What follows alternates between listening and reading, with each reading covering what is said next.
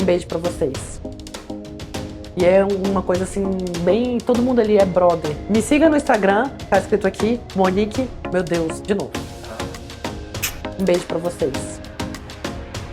Vou fazer um vídeo agora sobre ginecomastia. Tem como o homem usar o esteroide e não ter ginecomastia? O homem que tem ginecomastia com uso de hormônio é porque não tá acompanhando da maneira certa e porque não sabe o que tá fazendo. Vem comigo que a gente vai falar sobre isso. Eu sou a doutora Monique Leinig e hoje eu vou falar pra vocês como eu nunca tive um paciente que teve ginecomastia dentro do meu consultório. Vamos lá. Gente, o uso de hormônio pode sim desencadear ginecomastia no homem. Motivo pelo qual ele tem que saber o que ele está tomando, tem que saber o que ele está ingerindo ou administrando, intramuscular ou oral. Será que aquela droga tem uma procedência? E, obviamente, fazer acompanhamento clínico e laboratorial. Tem que ser acompanhado. Não faça coisa da sua cabeça. Não vai dar certo. Beleza. O homem começou a usar testosterona com alguma droga, ou estano, ou oxandrolona, ou deca, enfim, hemogenin. Ele tá fazendo um ciclo. Ele começou o ciclo, obviamente, antes a gente vai fazer exame. A gente vai dosar ali hemograma para ver sobre a densidade do sangue dele, se ele tem algum problema na medula óssea, na produção de série vermelha. Vai dosar para ver, vai dosar também ferro, ferritina, vai dosar como é o perfil do fígado dele, como é o rim, vai avaliar exames também de imagem, que a gente vê como é tireoide, testículo, abdômen, a fim de investigar aquele homem e saber como são os valores basais dele. Como é o estradiol, como é a testosterona, como é a prolactina. Ele tem um prolactinoma, que é um adenoma hipofisário, que produz prolactina. Ele toma alguma medicação que já pode gerar aumento de prolactina, como um antidepressivo, como um ansiolítico. E a gente vai vendo depois, no retorno, após o uso do hormônio, como foi essa resposta dele. Obviamente, o homem erra na questão da ginecomastia porque ele tem medo do estradiol aumentar. Se a pessoa usou testosterona intramuscular, obviamente a dose dela, a dose de testosterona, geralmente, né, no atleta que busca a melhora da performance esportiva, é suprafisiológica. Então é uma dose maior do que a basal que você produz. Então a sua testosterona vai aumentar. O homem faz o quê? Opa, vou tomar um anastrozol. O que é anastrozol? Anastrozol é um medicamento usado para diminuir a ação da enzima aromatase. Aromatase é a enzima que converte testosterona em estradiol e o público usa anastrozol para poder diminuir essa conversão, para diminuir a formação de estradiol, porque o cara tá cansado de ouvir. O que gera ginecomastia é o estradiol aumentado. Será? Se a sua testosterona aumentou, o seu estradiol vai aumentar. É fato, é proporcional. Não tem como você ter uma testosterona de 1000, de 2000 e estradiol de 20. Tá baixo. O estradiol tem que ser permitido aumentar um pouco com o valor da testosterona, uma proporção ali de 5%. Ele é proporcional, não espere ficar baixo, ou seja, não tome anastrozol desnecessariamente.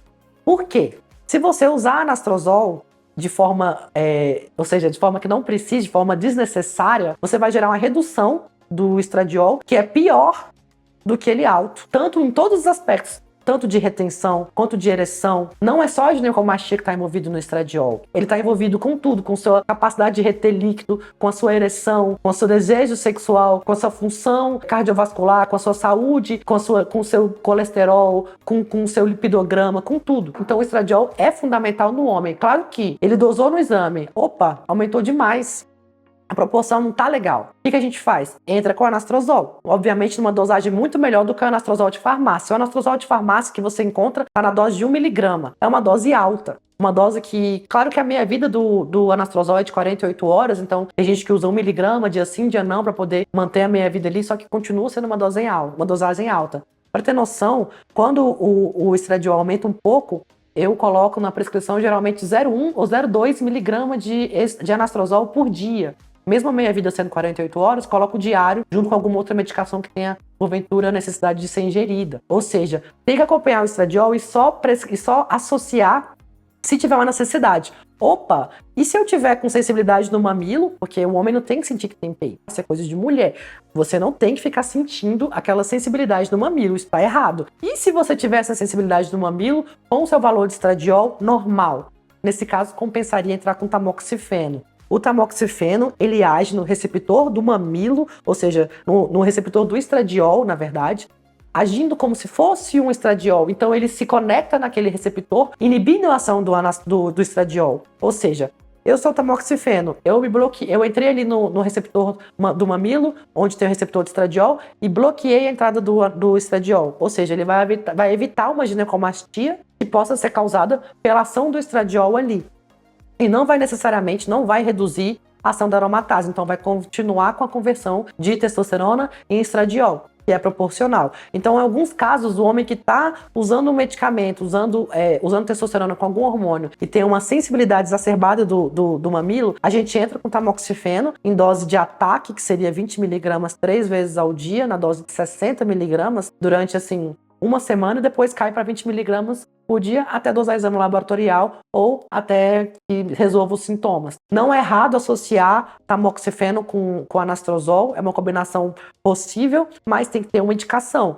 Então, é errado, começou a usar hormônio, toma aqui seu anastrozol, toma aqui seu tamoxifeno, não é necessário.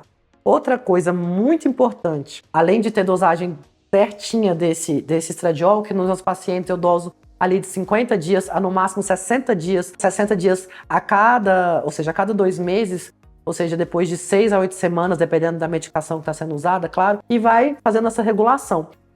Beleza. E a prolactina? A prolactina é uma coisa extremamente importante. Se a prolactina aumentou, geralmente aumenta mais por drogas que são de ação progestagênica, como hemogenin, deca, trembolona. Essas medicações têm uma propensão a aumentar mais a prolactina, mas qualquer droga pode gerar uma alteração nesse valor. Às vezes o cara tá lá, eu sei fazer meu ciclo. Tô usando testosterona com estanozolol ou então testosterona com deca e tô tomando anastrozol 1 miligrama dia sim, dia não. Qual que é o problema? O cara vai zerar o estradiol dele, daqui a pouco ele tá sem libido, tá sem ereção, depois de, 3, 4 meses, dependendo do valor que vai estar, claro, e não tá dosando a prolactina. Se a prolactina tá alta, a ginecomastia vai ser causada pela prolactina, não vai ser causada pelo estradiol. Por isso que quem acompanha certo não tem esse tipo de colateral. Porque você está acompanhando tanto a sua clínica quanto o seu laboratório. Você resolve antes de permanecer aquela alteração. O problema é que as pessoas vão usando doses maiores, vão vendo resultados, vão continuando e vão tendo colateral e vão tentando aumentar os medicamentos para controlar esse colateral, o que não é certo.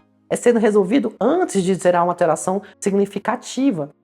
Então alterou a prolactina por causa de deca ou por causa de algum outro hormônio, aumentou. Obviamente a gente vai comparar com a prolactina usada no início. A prolactina dosada no início, como a gente falou anteriormente, que foi dosada antes de iniciar o uso do hormônio. O cara tinha 7 de prolactina, hoje está 30.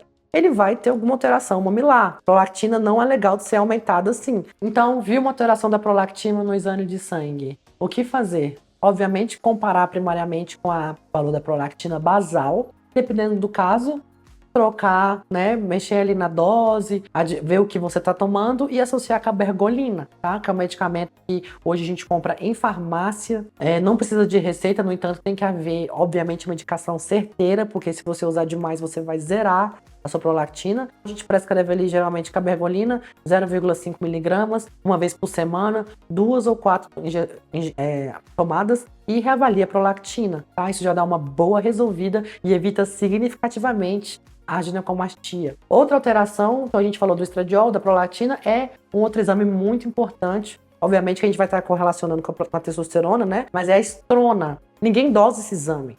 Estrona é extremamente necessário de ser dosado. Por quê? Se o seu estradiol está normal e está 40, né, comparado com uma testosterona ali proporcional, e sua estrona está 490, você tem que entrar com o anastrozol do mesmo jeito, mas mesmo assim não é a dosagem do anastrozol de farmácia, é o manipulado que vai ser prescrito de acordo com o salto do estradiol que deu. E a estrona tem que ser bloqueada pela anastrozol mesmo com estradiol normal. Ou seja, você vai dosando a sua testosterona total, livre, estradiol, prolactina, estrona, vai vendo ali seu hematócrito, hemoglobina, como que tá a resposta ao uso, vai dosando ferro-ferritina para ver se não tá tendo desbalanço, se não tá tendo um acúmulo, uma inflamação, um estresse oxidativo no seu organismo. Não tem erro. Então o segredo é fazer certo. Se vai fazer, faz certo. Porque o acompanhamento médico evita tanto alterações laboratoriais, que não se brinca com o exame, quanto alterações clínicas que uma vez possam ser bem irreversíveis, né? Tanto é que a gente vê aí muito homem operando de ginecomastia, poderia ter sido evitado com uma cautela e uma consciência no uso. Fica aí a dica para vocês. Se inscrevam no canal, deixem dúvidas sobre ginecomastia no comentário, se vocês já tiveram alguma experiência ou algum colega com essa alteração e tamo junto. Me siga no Instagram, tá aqui embaixo, @doutora Monique Leining. Ali eu compartilho muito o dia a dia do consultório e os pacientes geralmente marcam lá e você vai vendo a evolução deles, tá bom? Um beijo pra vocês.